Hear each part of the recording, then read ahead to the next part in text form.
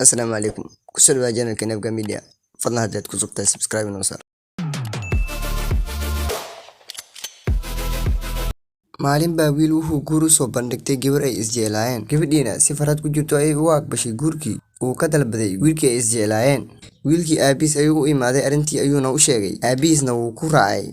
Waxa uu soo saaray warqad ay magacyada asxaabtiisa ay ku qoran yihiin. Aabiis ayuuna u dhiibay. Wuxuuna ku yidhi, aabe waxa aan doonayaa inaan xafladda arooskayga ugu asxaabtayda oo magacyadooda warqadan ku qoran yihiin. Aabiis ayuu ugu jawaabay, wiilkaygiiyow, waa arrin fiican, aniga ayaana u wacayaa saaxiibadaada. Maalintii arooska marka la gaaray, ninkii wuxuu xafladda arooska ka waayay asxaabtiisa in badan oo ka mid ah. Aabiis ayuuna u tagay, wuxuuna ku yidhi, aabe away asxaabtaydii oo aad igu tidhi, aniga ayaan u wacayaa. Aabihiis ayaa ugu jawaabay, haa waan u wacay dhammaantooda. Wiilkii baa ku yidhi, laakiin aabe aniga waxaan magacyadooda ku siiyay dad 50 qof ka badan. Intana waxaa fadhisa ilaa iyo 15 qof oo inta kale aawe.